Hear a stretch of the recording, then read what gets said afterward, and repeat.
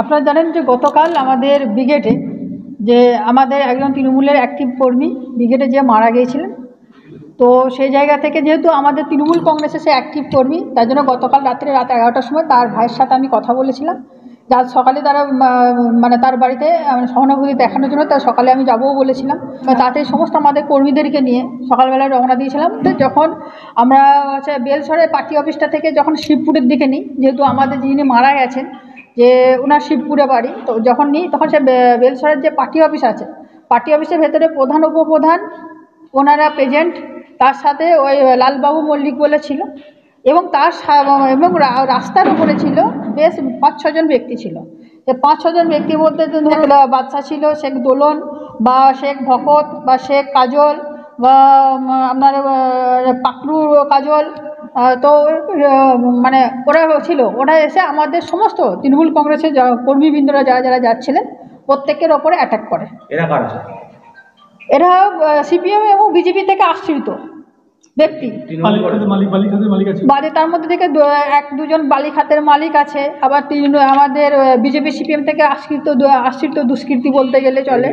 তৃণমূল করে বর্তমানে তৃণমূল করছে, আমি জানি না কবে তৃণমূলের পতাকা ধরেছে, কিভাবে ধরেছে সেটা আমি জানি না। তো তারা অ্যাটাক করে মানে হাতে লাঠি নিয়ে পাথর নিয়ে ওই সামনে অ্যাটাক করে। যে আপনার গাড়ির সামনে, আমার গাড়ির সামনে, আমার গাড়িটা পেছনে আছে, আমার কর্মীরা সামনে, আমাদের তৃণমূল কংগ্রেসের যারা কর্মীরা আছে তারা সামনে আছে, আমার গাড়িটা পেছনে আছে। কর্মীদের গাড়ি না আপনার গাড়ি? কর্মীদের গাড়ি অ্যাটাক করে। তো কর্মীদের গাড়িগুলো যখন অ্যাটাক করা হয়, যে জিজ্ঞাসা করা কোথায় যাবি, তো তখন আমাদের প্রত্যেকটা কর্মীরা বলে যে হচ্ছে যে মারা গেছেন তাদের বাড়িতে যাব। যে তখন তাদের মুখের ভাষা একটা আসছে যে বামদা বলে দিয়েছে কোনোরকমভাবে ওই মৃত ব্যক্তিদের বাড়িতে যাওয়া যাবে না। তার কারণ হচ্ছে যে মারা গেছে সে হচ্ছে আমাদের লোক, কোনোরকমভাবে তাদের বাড়িতে যাওয়া যাবে না। দেওয়ার বলে তৃণমূল কংগ্রেসের কর্মী, আমরা তৃণমূল কংগ্রেস করি, তাহলে তাদের বাড়িতে সহানুভূতি, আমরা তো প্রত্যেককে আমরা তৃণমূল কংগ্রেসের পরিবার, তাহলে আমরা যাবো না কেন?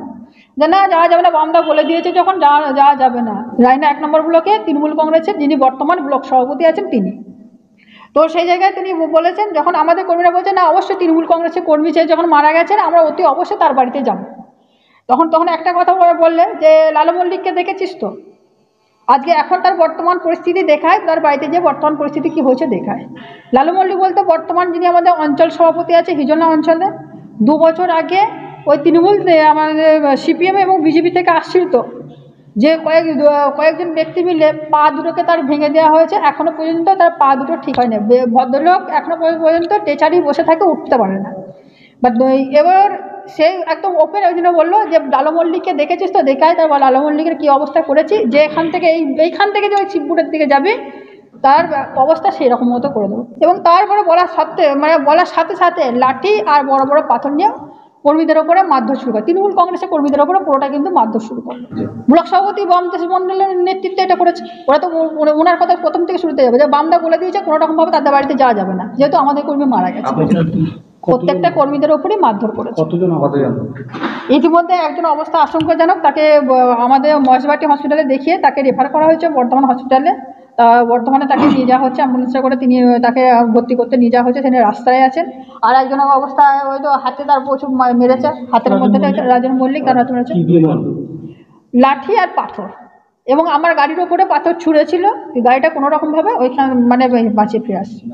তারা তো ব্লক সভাপতির নেতৃত্বে তো করেছে, তো ওপেন বলে দিচ্ছে যে বামদা বলে দিয়েছে এটা আপনাদের কাউকে যাওয়া যাবে না।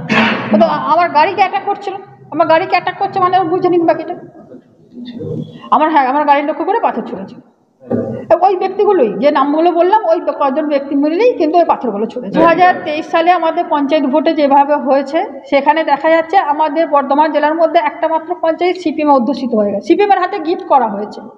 কে গিফট করেছে, কিভাবে গিফট করেছে আমি আপনারা প্রত্যেকে জানি, সবাই এখনো সেটা মুখে হাতে কুলু পেটাছে।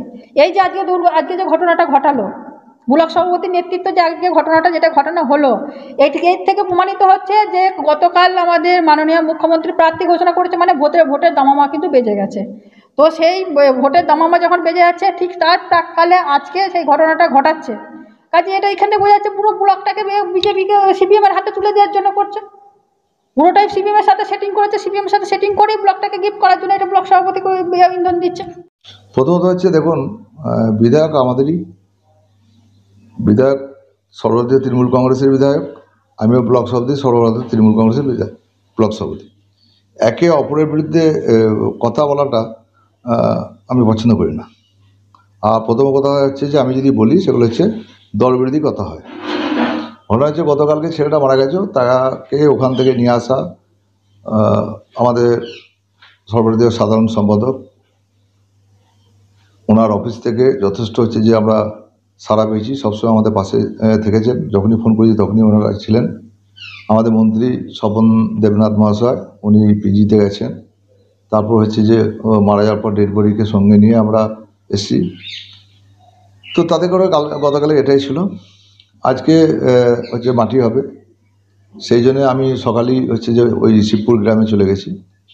এবার ওখানে চলে যাওয়া মানে বিভিন্ন কুটুমজন বাইরে থেকে আসে, তাদেরকে লক্ষ্য রাখা বা তাদের খাওয়া দাওয়ার ব্যবস্থা করা, হ্যান এগুলো জন্য আমি ওখানে চলে যাই। তো হঠাৎ করে আমাকে ওই রায়না থানা থেকে ফোন করা হয় যে বেলসা মোড়ে বোধহয় একটু ঝামেলা হচ্ছে, আপনি একটু দেখুন।